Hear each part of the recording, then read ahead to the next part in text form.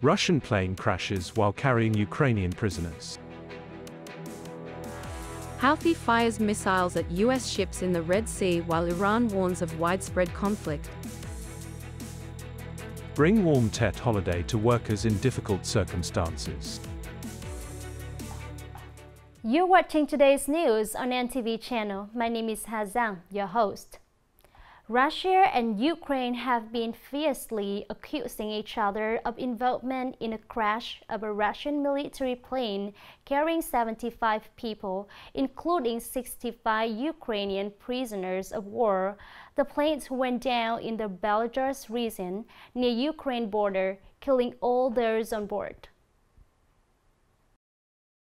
According to Russian Ministry of Defense, the Il-76 transport aircraft carrying 65 Ukrainian prisoners of was 6 crew members and 3 chaperones has caught fire before plunging into the ground and exploding. The prisoners were being transported to the Belgorod region in preparation for an exchange. Russia has accused Kiev of using 3 missiles provided by the West to shoot down the aircraft. The Ukrainian military command claims that they considered the Russian military aircraft approaching Belgorod as a legitimate target but did not admit to shooting down the Russian plane. Another Ukrainian military source asserted that the aircraft was carrying missiles from Russia, not prisoners. The question of whether the aircraft was shot down by a missile or suffered a technical malfunction remains a mystery. This incident came as Ukraine expanded the scope and frequency of attacks on Russian territory using drones and missiles.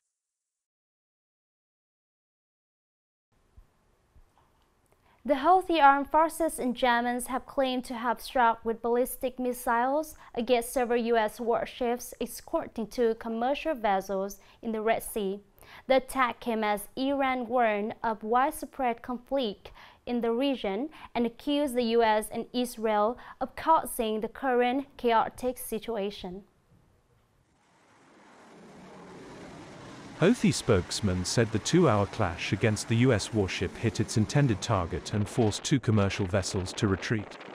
U.S. forces in the Middle East reported that one of their merchant ships in the Red Sea was attacked by 3 Houthi cruise missiles. The first one missed the target and fell into the sea while the remaining 2 missiles were intercepted. No reports of injury or damage from the ship.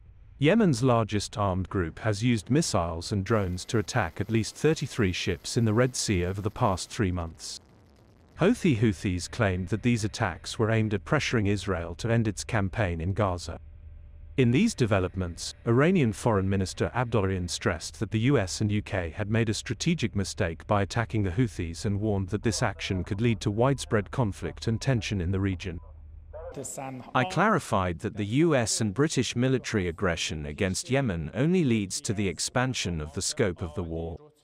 I emphasized the need to stop the crimes and genocide in Gaza and lift the blockade of this territory in order to send relief aid immediately.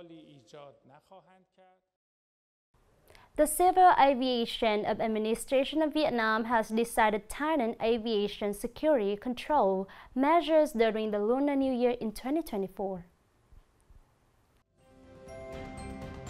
Accordingly, from February 6 to February 16, 2024, Vietnam's Civil Aviation Authority requested airports, airlines, aviation service providers and other related entities to apply Level 1 aviation security control measures during the Tet holiday. But personnel strengthening and other Level 1 security measures are not required from February 10 to February 12, 2024. Authorities and organizations base on regulations to take appropriate aviation security measures. Coming up next are some updated news.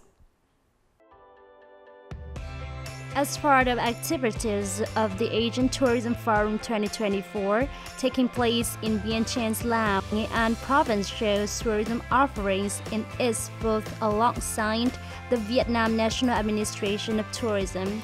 With the theme, Nghệ An, the homeland of President Ho Chi Minh, Nghệ An's booth introduces about the special national historical sites of Kim Liên in Nam Dan District, Gala Beach, Nghệ Tĩnh folk songs, the western region of Nghệ An, along with tourism products, publications, souvenirs, highlighted events for 2024, and promotional video clips about Nghệ An tourism. The fair provides an opportunity to enhance cooperation, exchange, and promote the development of tourism in Nghệ An and Vietnam with Asian members countries as well as international partners.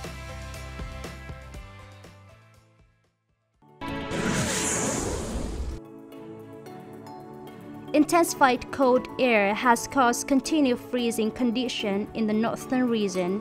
This morning, 20 provinces and cities recorded temperatures below 10 degrees Celsius. Many highland areas experienced temperatures below 0 degrees Celsius. The coldest area is in Mo Sơn Mountain in Lạc Sơn Province, where its peak is covered with thick ice as the temperatures drop to under 2.6 degrees Celsius. This intense and damaging cold spell is expected to last until January the 29th.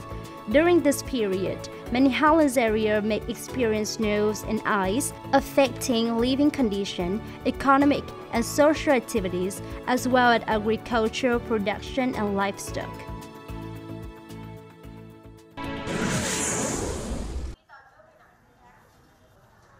The health sector has warned of the increasing risk of COVID-19 during the Tet holiday, especially after Vietnam firstly reported JN.1, a subvariant of Omicron that led to an increase in severe cases and fatalities in Thailand and several other countries. The Ho Chi Minh City Department of Health stated that the infectious disease surveillance system had detected JN.1 subvariant of SARS-CoV-2 in hospitalized patients in December 2023. JN.1 has been classified by the World Health Organization as a variant of interest. It's also the fastest growing variant in the United States. In the context of an increasing number in COVID-19 hospital admissions over the past 6 weeks, the health sector has cautioned that the risk of COVID-19 outbreak may rise during the Tet holiday and called on the community to continue implementing preventive measures and timely treatment.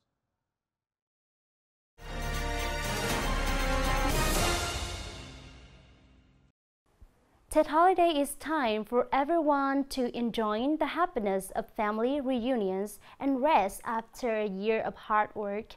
But many workers may not be able to experience this joy when they are still worried about life as well as not having a cozy home to stay. Given this fact, the trade unions at all levels are striving to mobilize all resources to support workers and bring them a happy and meaningful New Year Eve. More in the following story.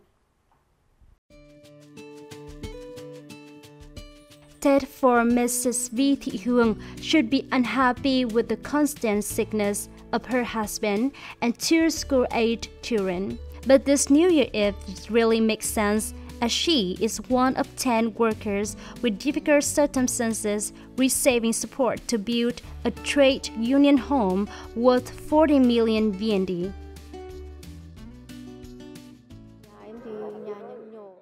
My house is dilapidated. With the support from the trade union, I can borrow more money from friends to build a new house. 2023 continued to be a difficult year. Many businesses have to cut jobs or terminate labor contracts. Over 8,000 workers were affected. However, many companies still try best to maintain employment and pay workers. It's worth noting that many businesses always take care of poor workers to bring them a warm Tet holiday. This year, despite economic difficulties, the companies still give gifts and the 13th month's salary for workers.